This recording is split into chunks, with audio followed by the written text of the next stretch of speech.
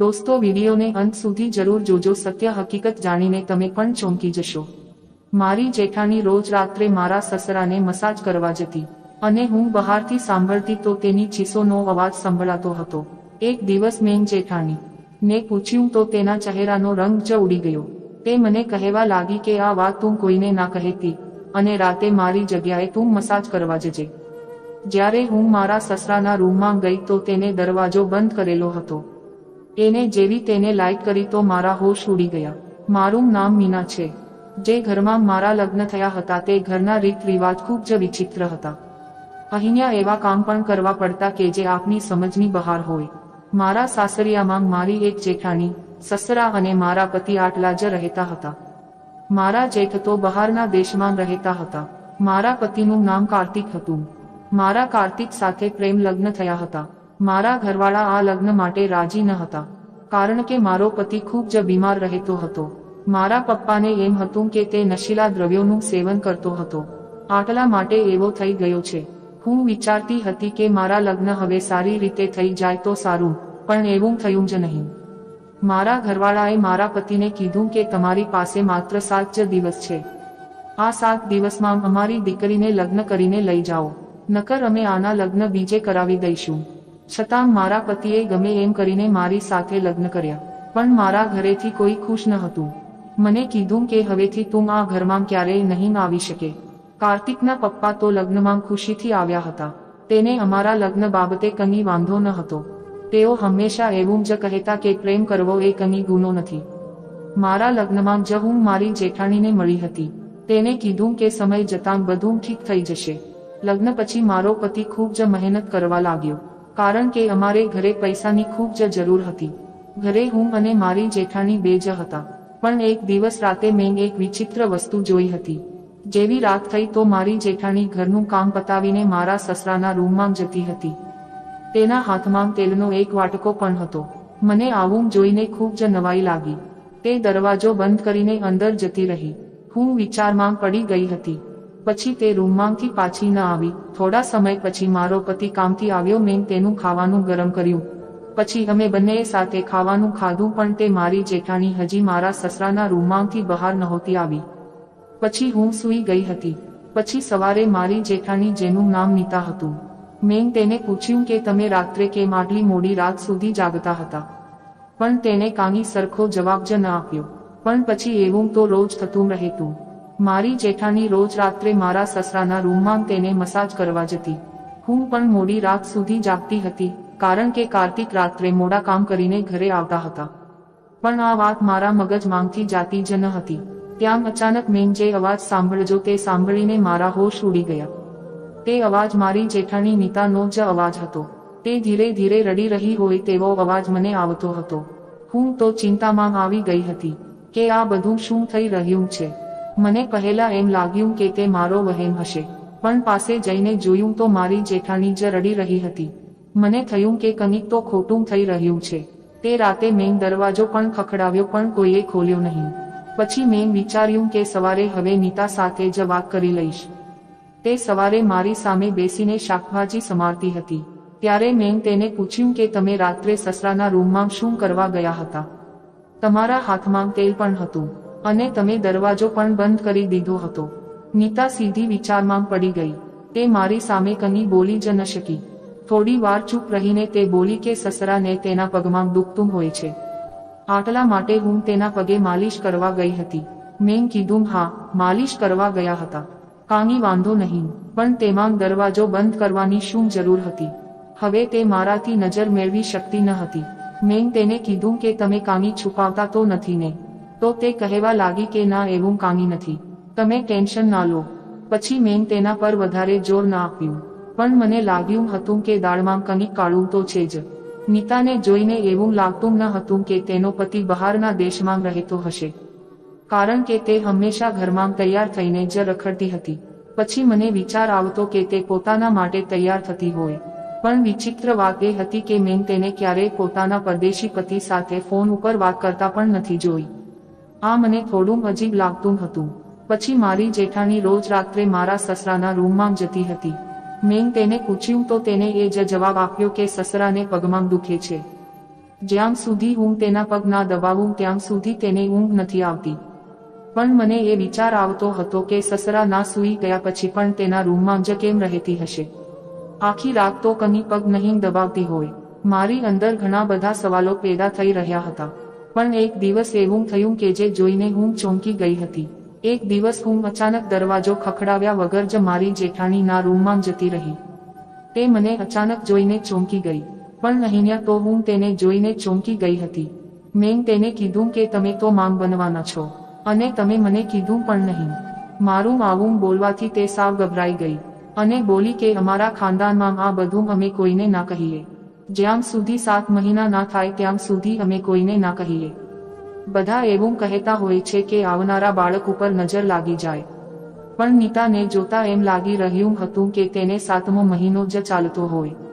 કારણ કે તે સાવ ખુલતા કપડાં પહેરતી હતી. તેને જોઈને હવે એમ જ લાગી રહ્યું હતું કે તેનો 7મો 8મો મહિનો જ ચાલતો હશે. અને મારા જેઠ પણ 7 મહિના પહેલા જ અહીંયા આવ્યા હતા. તે પછી તેની સાથે આ લોકોએ કાંઈ વાત જ ના કરી. મને આ બધું કાંઈ સમજાતું ન હતું. આ ઘરમાં આવે મારે પણ 2 મહિના થઈ ગયા હતા. મારા સસરા પણ તેને આવી હાલતમાં મારી જેઠાણી પાસે એના પગ દબાવડાવતા હતા. બાકી આવા સમયમાં તેને આરામ કરવાની જરૂર હોય છે. પછી એક દિવસ અમે બધા સાથે જમતા હતા. મેં મારી જેઠાણી નીતાને કીધું કે તમારી માટે મેં એક સ્પેશિયલ વસ્તુ બનાવી છે. તમારે અત્યારે આની જરૂર છે. તો મારા સસરા મને કહેવા લાગ્યા કે મીના તું આ બધું શું બોલી રહી છે? નીતાની આવી હાલત વિશે તારે શું લેવા દેવા છે? મેં તેને કીધું કે તમે પ્રેગ્નેન્ટ છો આટલા માટે હું કહું છું. તો તેને કીધું કે તને કોને કીધું કે હું પ્રેગ્નેન્ટ છું? મારા પતિ હજી મને મળ્યા જ નથી. મારી જેઠાણીને મોઢેથી આવું સાંભળીને મારા પગ નીચેથી જમીન સરકી ગઈ. તે જાણી જોઈને આવું ખોટું બોલી રહી હતી.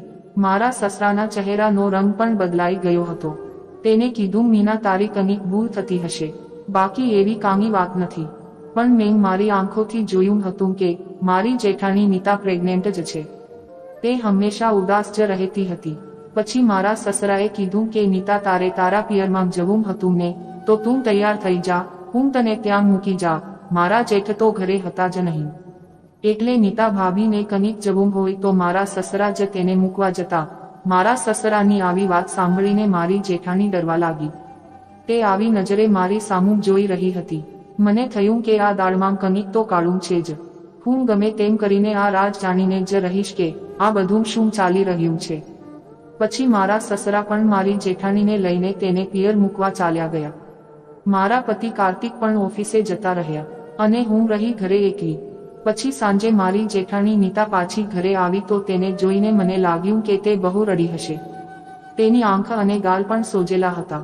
મેં તેને પૂછ્યું તો તેને કંઈ જવાબ જ ન આપ્યો. પછી મેં કાંઈ વધુ સવાલ ન કર્યા.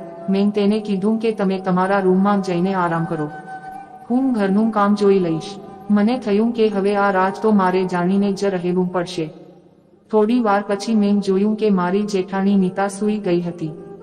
મેં તેના રૂમનો દરવાજો બહારથી લોક કરી દીધો. મેં વિચાર્યું કે આજે નીતાની જગ્યાએ આજે હું તેલનો કટોરો લઈને સસરાના રૂમમાં જઈશ. કારણ કે મારી પાસે બીજો કોઈ રસ્તો જ ન હતો. મને ડર પણ લાગી રહ્યો હતો કે કંઈક બીજું ના ઊભું થાય તો સારું. પછી મેં મારી જેઠાણીના કપડાં પહેરી લીધા અને મારા સસરાના રૂમમાં ગઈ. તો ત્યાં નાની લાઇટ ચાલુ હતી. અંદર જઈને મેં દરવાજો બંધ કરવાનું નાટક કર્યું. કારણ કે મારી જેઠાણી પણ રૂમની અંદર જઈને દરવાજો અંદરથી બંધ કરી દેતી હતી. પણ મેં તો દરવાજો ખુલ્લો જ રાખ્યો હતો.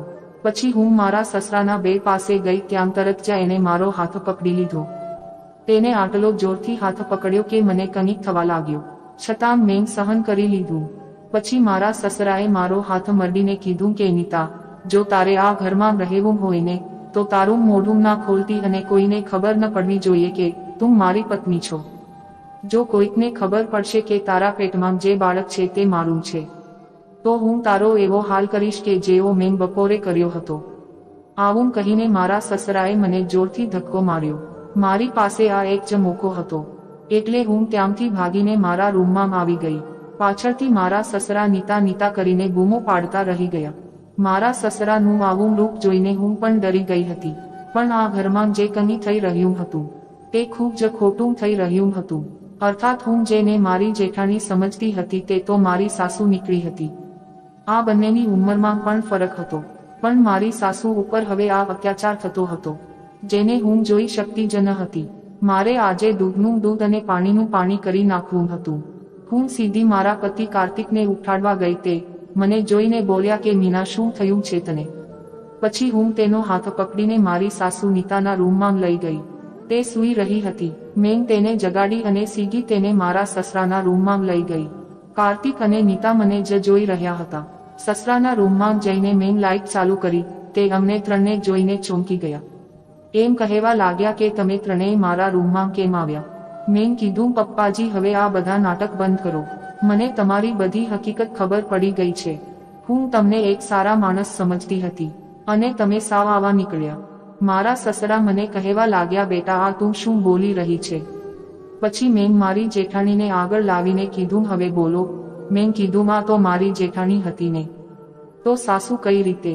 મારા મોઢેથી આવું સાંભળીને મારા સસરા કાર્તિક અને નીતાનો ચહેરોનો રંગ બદલાઈ ગયો. નીતાએ મારા સસરાને કીધું, તમે મને કાંઈ ન કહેતા. મેં મીનાને કાંઈ નથી કીધું. પછી મેં કીધું, ના ના, હું જ તમારા રૂમમાં તેલ લઈને આવી હતી. તમે તમારી પત્ની ઉપર આવો અત્યાચાર કરો છો અને તેના પેટમાં બાળક પણ છે. ઉપરથી તમે એને મારો છો. શરમ આવવી જોઈએ તમને. મેં કીધું, તમે બધાએ આ વાત મારાથી કેમ છુપાવી? પછી કાર્તિકે મને કીધું, મીના, હવે તને બધી ખબર જ પડી ગઈ છે તો હું તને આજે કહી જ દઉં. આ નીતા અમારા ઘરે પહેલા કામ કરતી હતી. ત્યારે મારી માંગ જીવતી જ હતી. તે નીતાને પોતાની દીકરીની જેમ જ સાચવતી હતી. પણ એકવાર નીતા ખૂબ જ રડી રહી હતી તો મારી માએ તેને કીધું કે બેટા, શું થયું છે? તો નેતાએ કીધું કે તમારા પતિએ મારી સાથે. બસ આ જ સાંભળીને મારી માનું અચાનક મોત થઈ ગયું. પહેલા તો તે બીમાર જ હતી, પણ આ વાતની ખબર તેને પડવાથી તેનું મોત થઈ ગયું હતું. મારી માએ મારા પપ્પાને કીધું હતું કે હું તમને ક્યારેય માફ નહીં કરી શકું. પણ મારા પપ્પાની માફી માંગવાથી મારી માએ તેને કીધું કે તમે આ નીતા સાથે લગ્ન કરી લેજો, એટલે હું તમને માફ કરી દઈશ. પછી મારા પપ્પાએ છુપી રીતે નીતા સાથે લગ્ન કરી લીધા. કોઈને ખબર ન હતી કે નીતા મારી માં છે. પછી મીના, આજે પણ તને એમ જ કીધું કે નીતા તારી જેઠાણી છે. મેં મારા સસરાની સામું જોયું અને તેની પાસે જઈને કીધું કે પપ્પા, તમે જે પણ કર્યું તે બધી ભૂલ હતી. પણ જો હવે આવું થશે તો યાદ રાખજો કે મારા સાસુના આત્માને શાંતિ નહીં મળે. પછી મારા સસરા મને કહેવા લાગ્યા કે બેટા, અત્યાર સુધી તો હું સમાજથી ડરી રહ્યો હતો કે બધાને ખબર પડશે કે મેં એક કામવાળી સાથે લગ્ન કર્યા છે તો મારી શું ઇજ્જત. પણ બેટા, તે આજે મારી આંખ ખોલી દીધી. પછી તે નીતાનો હાથ પકડીને પાસે બેસાડીને તેના પગે પડી ગયા. પગે પડીને માફી માંગવા લાગ્યા. નીતા, મને માફ કરી દે. મેં તારી સાથે બહુ ખોટું કર્યું, છતાં તે કાંઈ ના કીધું. તું એક મહાન સ્ત્રી છે. બસ હવે એક મહાનતા મારા ઉપર પણ કરી દે. પછી નીતા બોલી કે તમે આવું ના બોલો. તમે તો મારા પતિ પરમેશ્વર છો. જો તમે માફી માંગો તે સારું ના લાગે. બસ તમે મને હવે સાચા દિલથી અપનાવી લીધી એટલે મારા માટે બધું આવી ગયું. મારા પતિ કાર્તિક મારી સામે પ્રેમથી જોઈ રહ્યા હતા. થોડા સમય પછી નીતાએ એક બાળકને જન્મ આપ્યો. મારી સાસુએ મને ગળે લગાડીને કીધું, આજે તારા લીધે મારા બાળકને એના બાપનો સાચો પ્રેમ મળ્યો. તારો ખૂબ ખૂબ આભાર. આજે મારા સાસુ સસરાને એક નવું જીવન મળી ગયું હતું. મિત્રો, મીનાએ તેના સાસુ સસરા માટે જે કર્યું તેના વિશે તમારું શું કહેવું છે? કોમેન્ટમાં જરૂરથી જણાવજો. મિત્રો, વિડીયોને પૂરો જોવા બદલ ખૂબ ખૂબ ધન્યવાદ.